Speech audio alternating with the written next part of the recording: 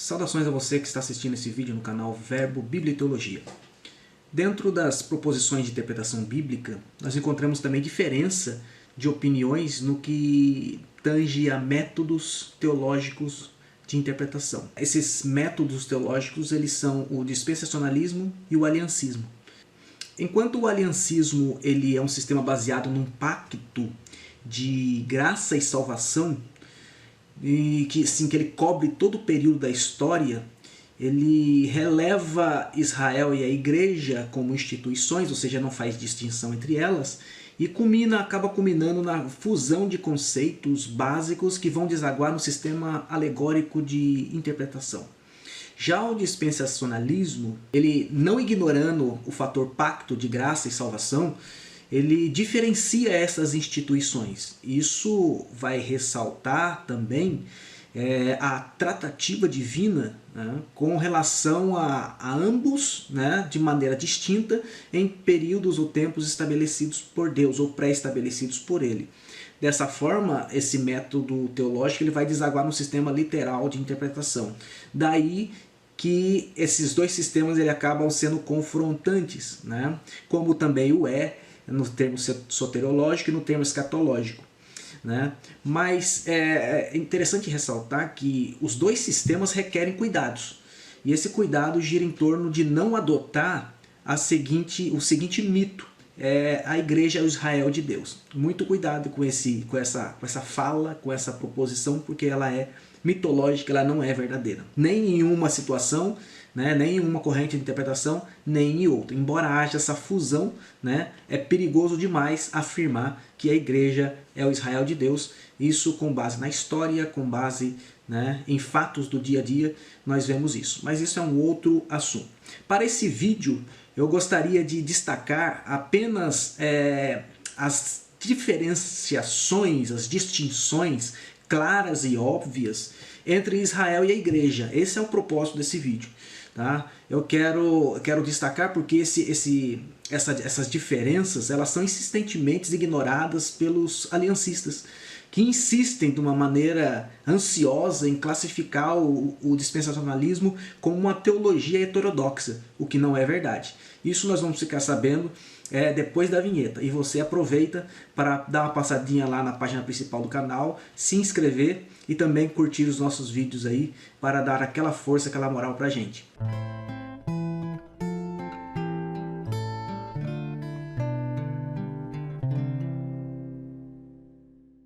Então vamos lá, para não estendermos o vídeo, vamos à análise dessas diferenças.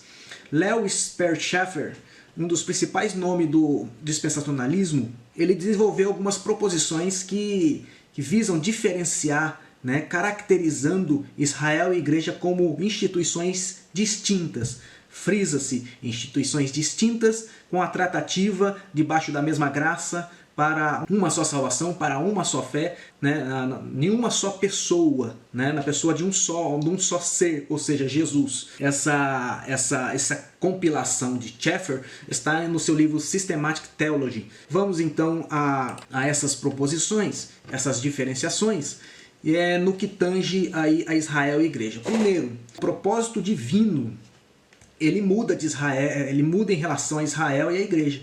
O propósito divino para Israel, por exemplo, são de promessas terrestres e alianças, terrestres também. São promessas e alianças que se cumprirão aqui na terra. A igreja, não. As promessas vêm do Evangelho e são celestiais. Então são planos diferentes, são promessas diferentes, são instituições diferentes. Um mesmo Deus, uma mesma fé, um mesmo Jesus, mas os planos de Deus são diferentes. E se nós tratamos de planos de Deus, dispensações de Deus, né, do grego aí, oikonomia, né, que está falado em Efésios, falado em 1 Coríntios, falado em Colossenses e falado também em Lucas, né? Se nós tratamos de oikonomia, né, de administração, então nós tratamos logicamente de dispensações. Segundo lugar, o nascimento, né, também diferencia Israel da igreja. Por quê? Israel nasceu fisicamente, né, produzindo assim depois um relacionamento com Deus.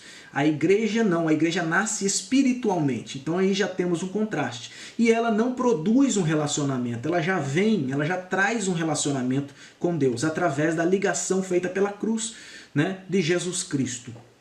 Aí isso chamamos de adoção ou justificação, né? Terceiro lugar, a nacionalidade, que isso quem chama é o Schaeffer, eu prefiro chamar de composição da nação. Israel foi composta, né, de uma só vez, né, por uma nação inteira, pessoas dentro de uma nação, 12 tribos dentro ou compondo uma só nação. A composição da igreja, ela é feita por todas as nações, por todas as pessoas de diferentes nações. Paulo vai dizer em 1 Coríntios capítulo 10, se não me falha a memória, que judeus e gentios fazem a igreja de Deus, né? Então pessoas do mundo todo. Essa é a diferenciação, né? Na sua composição, Israel é uma nação. Na sua composição, a igreja são povos, línguas, tribos e nações. Isso nós vemos com abundância em Apocalipse. Em quarto lugar, em termos de ministério, Israel também difere da igreja. Perceba, irmãos, não são dois tipos de fé, não são dois tipos de... são tratativas diferentes de Deus para com essas nações, estabelecimentos, parâmetros diferentes que Deus coloca para ambas as instituições, né, que na verdade culminam numa mesma coisa, só que separadamente e não conjuntamente. Então, em quarto lugar, o ministério. Israel não tinha uma atividade missionária. Israel não era compungido, não recebeu a ordem de ir a outras nações fazer discípulos, ir a outras nações trazer pessoas para dentro de Israel. De maneira alguma. Já a igreja, foi dada a ela uma comissão. Portanto, a igreja ela só tem sentido quando vai para fora, enquanto Israel só tinha sentido quando ficava dentro. Israel foi criado para ser uma vitrine que atrai as pessoas até ele. A igreja foi chamada para ser uma vitrine que vai em busca das pessoas, oferecendo a Cristo. Tá? Então é mais uma diferença. Quinto lugar, a morte de Cristo para Israel teve um significado diferente para a igreja, a morte de Cristo para a igreja, por exemplo. Tá? Então, na morte de Cristo, Israel foi nacionalmente culpado, né? E ainda será salvo. Não chegou o tempo da salvação para Israel ainda, de acordo com Romanos capítulo 9, 10 e 11. Né? Já a igreja, né, ela não tem culpa, foi alcançada pela morte de Cristo, essa salvação já veio, né? E isso causa até uma distinção de juízos, porque por não ter aceitado Jesus, Israel vai sofrer um juízo que na Bíblia ele é cunhado como uma retribuição pela rejeição. Já a igreja já foi julgada no Calvário. E não foi um julgamento para punição, e sim um julgamento que quem recebeu a punição foi Jesus. Para nós é uma ligação, uma adoção. Então nisso também, na morte de Cristo, há uma diferenciação entre Israel e igreja. Em sexto lugar, Cristo, a figura de Cristo, o Salvador, o ungido, né? Para Israel, ele tem uma figura no Antigo Testamento, especialmente, de Messias, né? De Emanuel, de rei. Já para a igreja, ele é o Salvador, ele é o Senhor, ele é a noiva, ele é o cabeça, ele é o cordeiro. Né? Tem várias outras nomenclaturas que até... teologicamente, até numa análise mais profunda, fazem toda a diferenciação conceitual em relação a Israel e à igreja. Em sétimo lugar, o Espírito Santo ele é visto diferente também em relação a Israel e à igreja.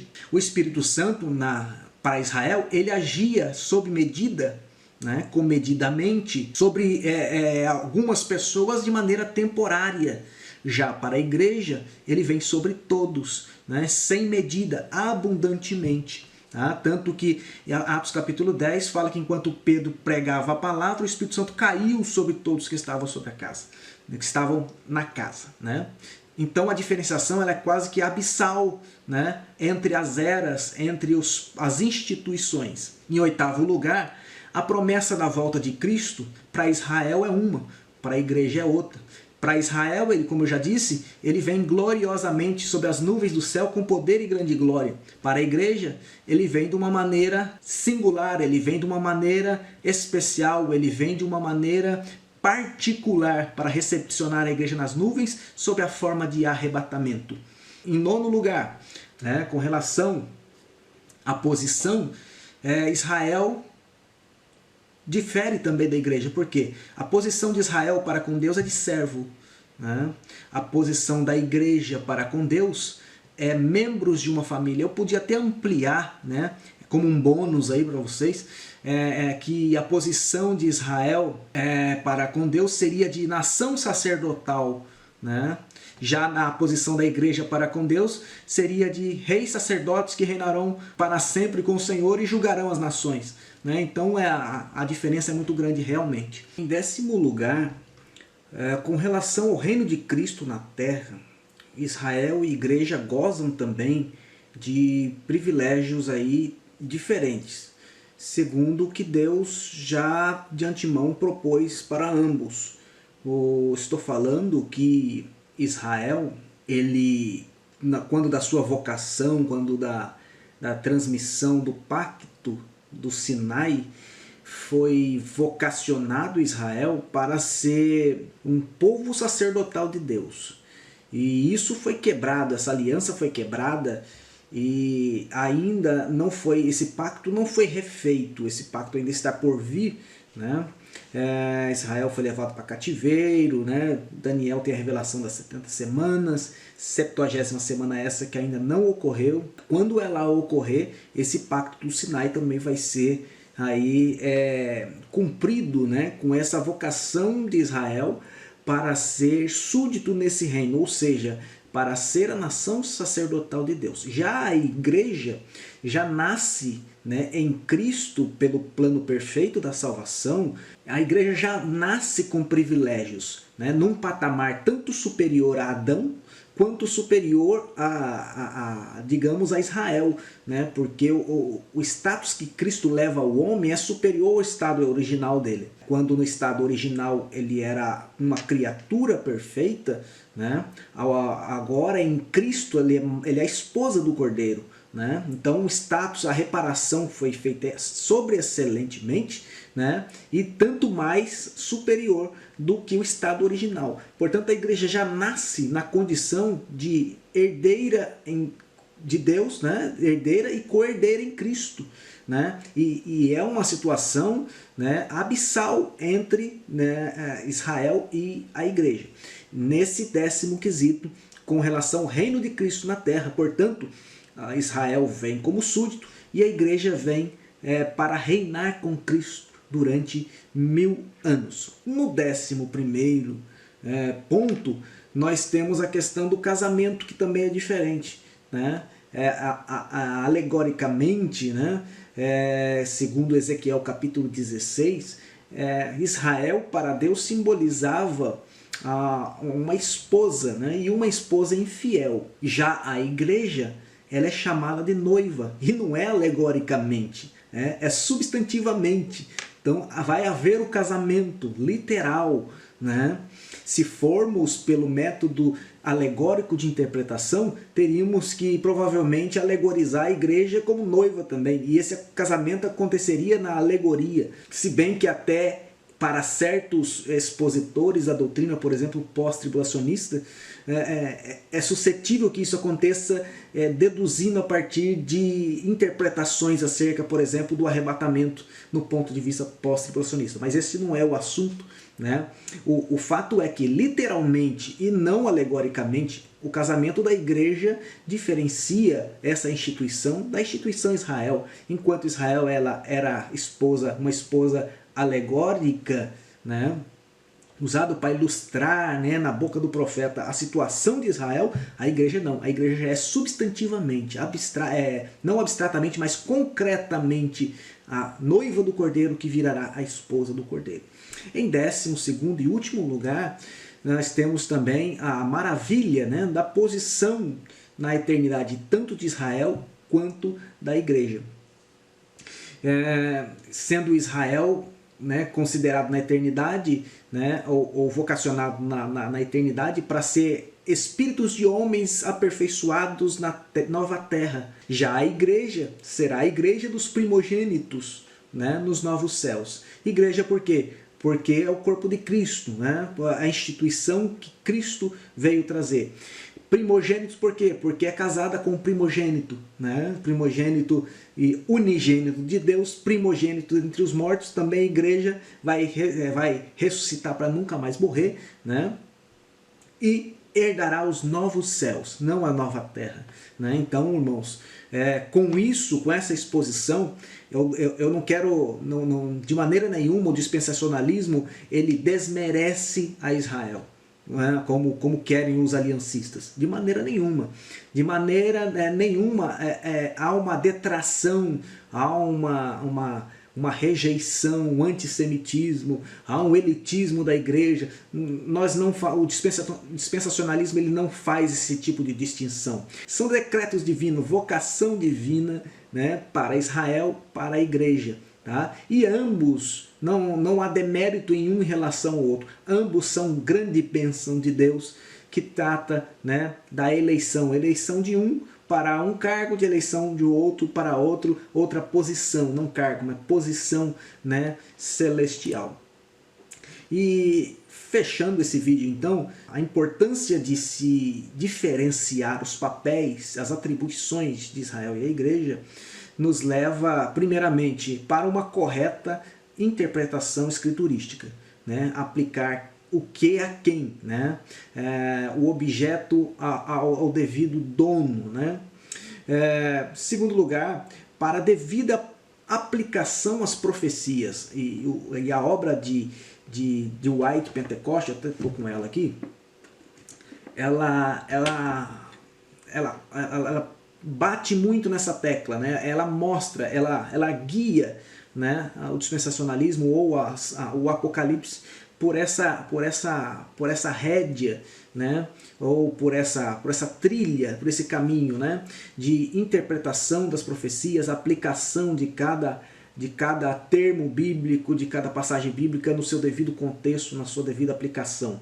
Então, em segundo lugar, nós temos que saber como aplicar, né, as profecias, do que sendo para Israel, deixar com Israel, e o que é para a igreja, colocar na igreja. Se formos um método escuso, um método sem critério, nós vamos acabar invertendo as ordens, né? E mesmo que se critique a mitologia, vai acabar misturando os dois. E os dois não são misturáveis. São um povo de Deus, ambos debaixo do mesmo Cristo, debaixo do mesmo plano, do mesmo projeto, mas com encaminhamentos diferentes.